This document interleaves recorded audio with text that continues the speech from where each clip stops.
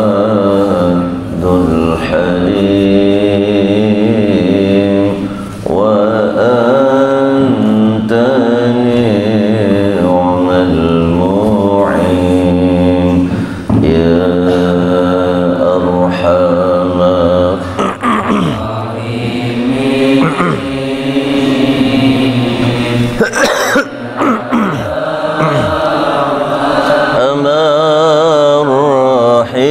الراحمين يا أرحم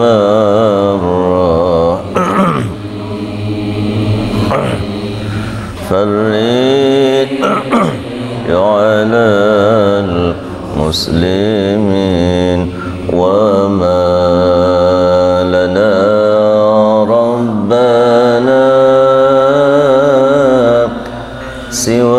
سواك يا حسبنا يا ذا العلا والغنى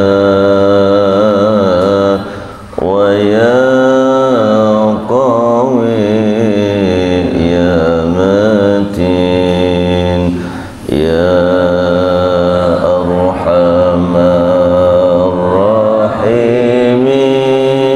الراحمين يا أرحم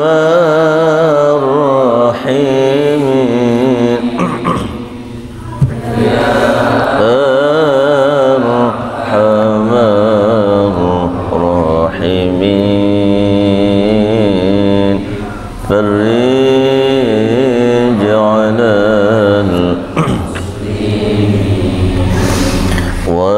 وليس نرجو سواك فادرك إلهي دارك قبل الفناء والهلاك يعم دنيا ودين يا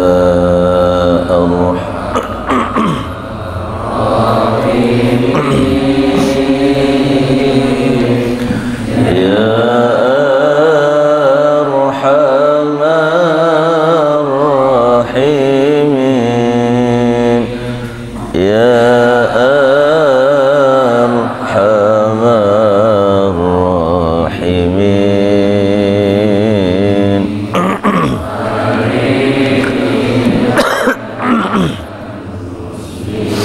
من ربي حين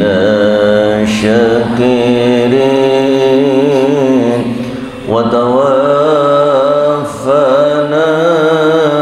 مسلمين نبعث من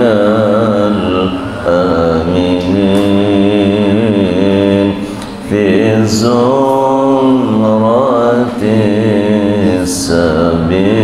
السابقين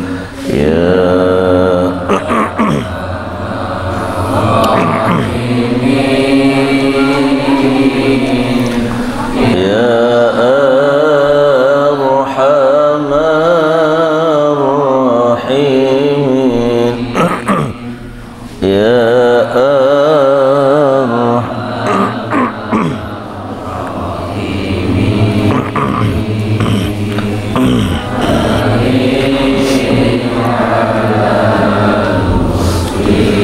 ثم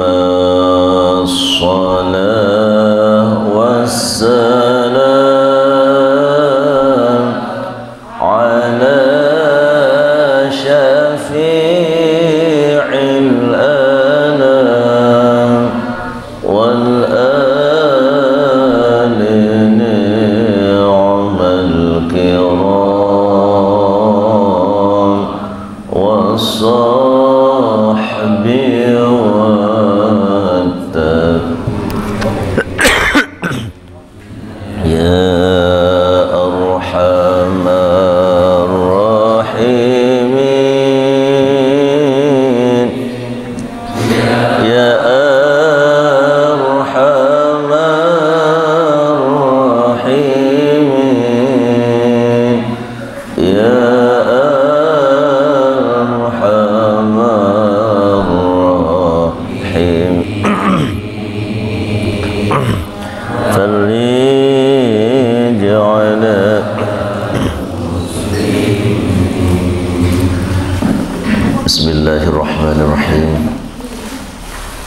Semoga yang hadir diberikan kesehatan oleh Allah Subhanahu wa ta'ala dengan sempurna fid dunya wal akhirah, dan semoga Allah melapangkan semua kesulitan kita, dan semoga Allah tidak mematikan kita kecuali dalam keadaan husnul khatimah.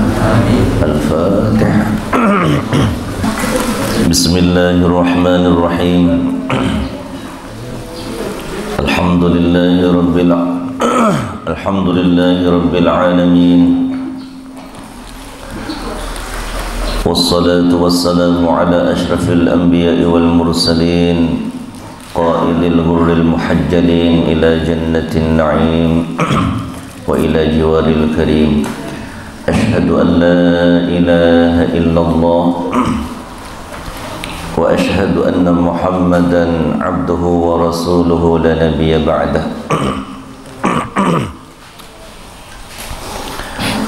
Qala rabbi shrah li sadri wa yassir li amri wahlul 'uqdatam min lisani yafqahu qawli.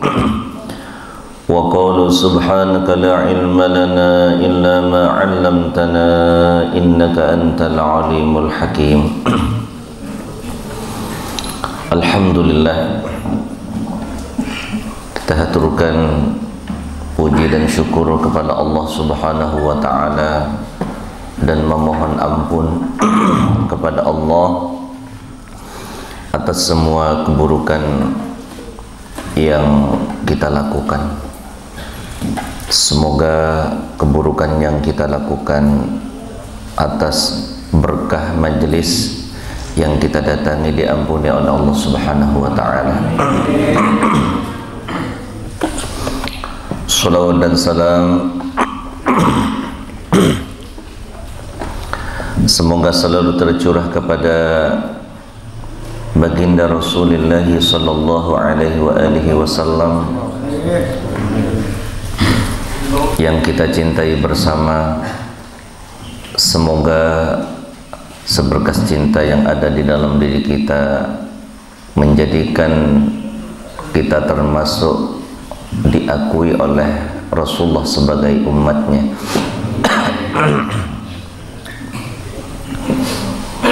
Alhamdulillah, salah satu bentuk cinta kita kepada Rasulullah sallallahu alaihi wasallam adalah mencintai Al-Quranul Karim, mencintai risalah yang dibawa oleh Rasulullah sallallahu alaihi wasallam. Dan hari ini kita akan belajar pada surah Al-Infitar di ayat pertama, kedua, ketiga, keempat dan kelima insyaallah. Bismillahirrahmanirrahim. Bahwa surat Al-Infitar adalah salah satu surat Al-Quran yang berjumlah 19 ayat dan turunnya di Mekah, sehingga dikatakan surah Makkiyah.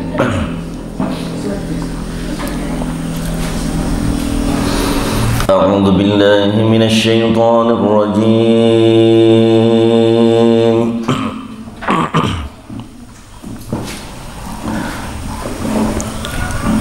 Bismillahirrahmanirrahim.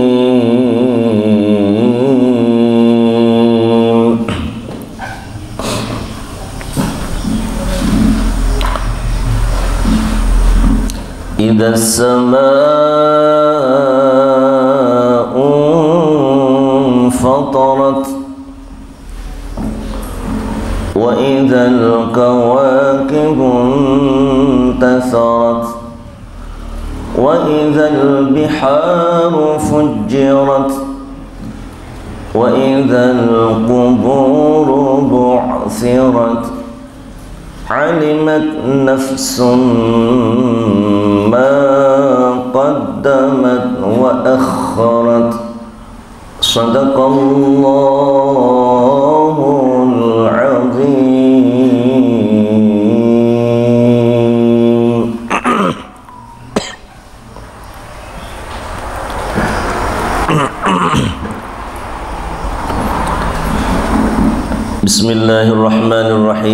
Idzas samaa'u fatarat, apabila langit terpecah ya. Sebenarnya idza itu tidak pernah masuk kepada isim. Jadi di dalam ilmu nahwu idza itu wajib masuk kepada fiil atau kata kerja. Namun ini kenapa idza, harusnya idza fatarat as-samaa'u, begitu harusnya susunan yang benar. Tetapi karena ini adalah ada balaghahnya gitu ya, jadi takdirnya itu idza fataratis samaa'u fatarat, begitu. Idza samaa'u, apabila langit infatarat telah menjadi pecah. Ini infatara, infatara itu pecah menggunakan fi'il madhi ya. Fi'il madhi itu kita tahu semua bahwa untuk sesuatu yang sudah lampau. Tetapi Allah menggunakan di sini padahal langitnya belum pecah gitu. Ini menunjukkan bahwa akan betul-betul terjadi atau litahaqqiqil wuqu', bahwa langit satu saat nanti pasti akan pecah, begitu ya. Idzas samaa'u fatarat, apabila langit telah pecah terbelah, diganti dengan langit yang lain. Wa idzal kawaqibu intatharat, dan bintang-bintang berjatuhan. Inqadat wa tasaqatat, kenapa berjatuhan? Langit itu masing-masing bintang itu ada petugas. Jadi bukan hanya lalu lintas ada petugasnya, tapi lalu lintas semesta itu masing-masing mempunyai tugas dia. Satu bintang itu bisa beberapa malaikat yang memegang gitu. Lalu kemudian pada saat waktunya nanti malaikat Israfil meniupkan sangkakalanya, maka malaikat pun diperintahkan oleh Allah untuk melepas bintang-bintang itu sehingga jatuh ke bumi. Dan itu adalah kiamat yang amat sangat besar yang tidak akan kita saksikan, mudah-mudahan gitu ya. Karena yang menyaksikan hari kiamat itu tidak ada orang lain kecuali orang-orang yang kafir, orang-orang yang buruk-buruk sudah gitu.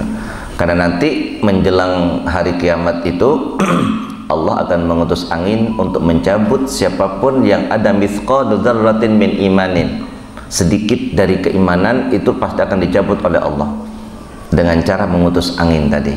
Mati semua orang beriman sehingga tinggal yang buruk-buruk aja. Jadi yang menyaksikan hari kiamat itu adalah orang-orang yang buruk. Untuk apa? Untuk melindungi orang-orang beriman supaya tidak menyaksikan yang seperti itu gitu. Wa idzal biharu fujjirat, dan apabila lautan telah meluap, laut ini akan meluap. Wa idzal quburu bu'thirat, dan apabila kuburan-kuburan telah dibongkar. Jadi kita lihat ada dua di langit yang Allah sebutkan, ada dua di bumi yang Allah sebutkan. Jadi yang disebutkan pertama adalah langit dan bintang, di mana langit dan bintang itu posisi di mata kita berada di atas, sementara laut dan kuburan itu tampak di mata kita berada di bawah, begitu ya. Jadi sahabat sekalian yang dirahmati oleh Allah, Allah ingin menunjukkan sebuah kuasa tanpa batas. Memang kita tidak pernah menyaksikan terciptanya langit, bagaimana bentuk proses terciptanya langit dan bumi ini kita tidak menyaksikan. Kita tahu bahwa sebelum terciptanya langit dan bumi Semesta tidak ada, langit juga belum ada, apalagi kita, ya kan? Yang ada adalah Allah dan Nur Muhammad. Sahabat sekalian yang dirahmati oleh Allah, bahkan sebelum Allah menciptakan Nur Muhammad, Allah tuh asik dengan sendirinya, mesra dengan dirinya sendiri. Makhluknya saja bisa antara suami dan istri itu bisa bermesraan. Itu adalah salah satu kemesraan yang diberikan kepada makhluknya yang dapat kita rasakan. Nah, sahabat sekalian yang dirahmati oleh Allah, setelah Nur Muhammad itu diciptakan oleh Allah, belum ada langit, belum ada apa-apa, belum ada, yang nampak hanyalah Nur Muhammad. Karena itu sahabat sekalian, nah dari Nur Muhammad itulah nanti akan berkembang biak semacam bibit, sehingga Rasulullah menyatakan ana minallah wal mu'minuna minni. Saya ini dari Allah dan orang-orang beriman itu dariku, gitu. Maka sahabat sekalian yang dirahmati oleh Allah, begitu tertib dan runtutnya Allah Subhanahu wa taala di dalam menerangkan tentang bahwa akan terjadi satu peristiwa pecahnya langit dan bintang-bintang berguguran, kemudian laut akan meluap dan kuburan akan dibongkar. Sahabat sekalian yang dirahmati oleh Allah, dan ini akan terjadi. Untungnya ada salah satu hadis Rasulullah Shallallahu Alaihi Wasallam di saat peristiwa kiamat terjadi, ada beberapa makhluk Allah yang tidak ikut hancur, ya, yang tidak ikut hancur. Bahkan sebagian daripada jasad itu juga tidak hancur. Apa ya? Salah satu diantaranya adalah ruhul mukminin, ruhnya orang-orang beriman. Itu berada di satu tempat di pohon-pohon yang ada di surga saat kiamat, ya, gitu dia. Di mana dia? Wallahu a'lam. Mudah-mudahan kita juga ke sana semua nantinya, ya Allah. Sahabat sekalian, maka Allah menerangkan seperti ini tentu mempunyai satu tujuan. Alimat, setelah Allah menyatakan alimat nafsum ma qaddamat wa akharat, ya. Alimat akan mengerti dan pasti akan tahu, nafsun setiap diri, ma qaddamat, apa yang telah dilakukan, yang telah dikerjakan, wa akharat, dan apa yang telah diakhirkan. Nah, ini tafsirnya, dan diakhirkan maksudnya itu dilalaikan, ya. Dilupakan, dilalaikan. Nah, ini sahabat sekalian yang dirahmati oleh Allah Subhanahu wa taala, di saat seperti itu ya sudah tidak ada penambahan amal, ya sudah tidak ada lagi. Kita menyaksikan apa yang telah kita kerjakan. Nah, karena itu Allah Subhanahu wa ta'ala memberikan rambu-rambu kepada kita bahwa apa yang harus kita perbuat untuk mengamankan diri kita, nah, untuk mengamankan agar supaya aman, begitu ya. Ya tentu tidak lain dan tidak bukan adalah tujuan hidup kita harus dirubah. Jadi dunia ini kan bukan tujuan. Kebanyakan orang menjadikan dunia sebagai tujuan, sehingga kalau nggak dapat marah, nah, kan gitu. Maka tidaklah layak kita itu harusnya gitu ya, harusnya menderita karena dunia gitu.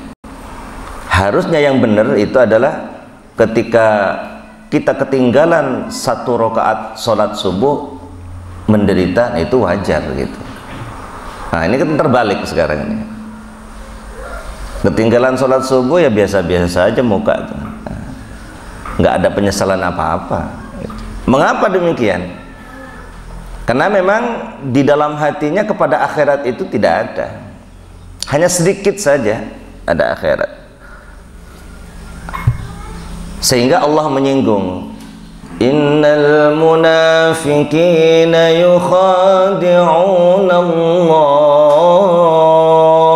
wa huwa khadi'uhum wa idza qamu ila sholati qamu kusala. Sesungguhnya orang-orang munafik itu menipu Allah, ya. Yukhadi'una Allah wa huwa khadi'uhum. Sesungguhnya mereka menipu diri mereka sendiri. Wa idza qamu ila sholati qamu kusala. Jika mereka mendirikan salat, ya mereka berdiri dengan malas-malasan begitu. Nah, itu dia sahabat sekalian. Jadi tidak usah ngeklaim orang lain, ya kita deteksi diri kita sendiri seperti apa kita menghadap kepada Allah. Kalau kita menghadap kepada Allah dengan malas-malasan, ya berarti kita ada sifat munafik yang ada di dalam diri kita. Contohnya Syekh Abdul Rahman sendirilah, kadang-kadang yang munafik juga, malas-malasan juga kadang. Apalagi kalau ngantuk-ngantuk gitu kan malas. Tetapi satu kesadaran yang ada di dalam diri kita, bahwa kita sedang menghadap kepada Zat yang Maha Pengasih dan Penyayang, mempunyai kekayaan yang tak terbatas, mempunyai keindahan yang unlimited begitu ya, mempunyai kekuasaan yang tak bisa dihitung. Maka terbangunlah satu kesadaran bahwa kita harus betul-betul sigap dan mempunyai semangat tinggi untuk memasukkan diri kita bahwa ketika kita tegak di hadapan Allah itu tidak boleh ada kemalasan di dalam hati kita. Nah, orang malas itu kan nampak di badannya kan, di badan, di mata, di muka kan kelihatan kalau malas. Nah gitu dia. Maka sahabat sekalian yang dirahmati oleh Allah, sampai Allah sampai katakan وَلَا يَذْكُرُونَ اللَّهَ إِلَّا قَلِيلًا, dan mereka tidak berzikir kepada Allah hanyalah sedikit saja, ya sedikit, seminggu sekali ya. Jumatan atau setahun sekali, hari raya Idul Adha. Maka sahabat sekalian yang dirahmati oleh Allah, ya paling tidak kita terjaga sholat 5 waktunya. Sudah, misalnya dia tidak nambah sholat sunat, tidak nambah qobliyah ba'diyah misalnya, apakah sampai ke surga? Sampai sudah terjaga itu, sudah selesai. Yang terpenting jangan melakukan dosa. Nah itu dia persoalannya kan, dosanya ini, sehingga sholat kita itu terhalang oleh dosa kita. Karena itu sahabat sekalian yang dirahmati oleh Allah, jadi alimat nafsum ma qaddamat wa akharat adalah satu cerminan agar supaya diri kita memikirkan ini gitu. Memikirkan apa? Memikirkan tentang perbuatan diri kita. Alimat nafsum ma qaddamat wa akharat itu perilaku diri kita. Karena itu sahabat sekalian, rumusan Allah itu begini, kullu mri'in bima kasaba rahin, setiap orang akan terikat dengan apa yang dilakukan. Ini rumusannya, rumusan awal. Bila dia buruk, maka dia akan terikat dengan keburukannya itu. Nah, ikatan ini akan lepas ya, akan lepas, ikatan keburukan ini akan lepas manakala dia bertaubat kepada Allah. Akan lepas, pasti akan lepas. Nah, ini sahabat sekalian yang dirahmati oleh Allah. Jadi di dunia oleh Allah diampuni dosanya, di akhirat ya dihapus siksanya. Kalau dia mau bertaubat, ya taubatan nasuha. Ini terus gimana? Bertaubat jatuh lagi, bertaubat jatuh lagi, tergelincir ya bangun lagi. Jangan terus jatuh terus keenakan gitu ya. Wah enak aku jatuh, ya jangan begitu. Jatuh ya bangun lagi, terus begitu. Setiap kita jatuh kembali ke lubang yang sama, misalnya ke maksiat yang sama, ngomong kepada Allah, ya Allah, mudah-mudahan dosa ini adalah dosa terakhir yang aku lakukan. Mudah-mudahan kesalahan ini kesalahan terakhir yang aku lakukan.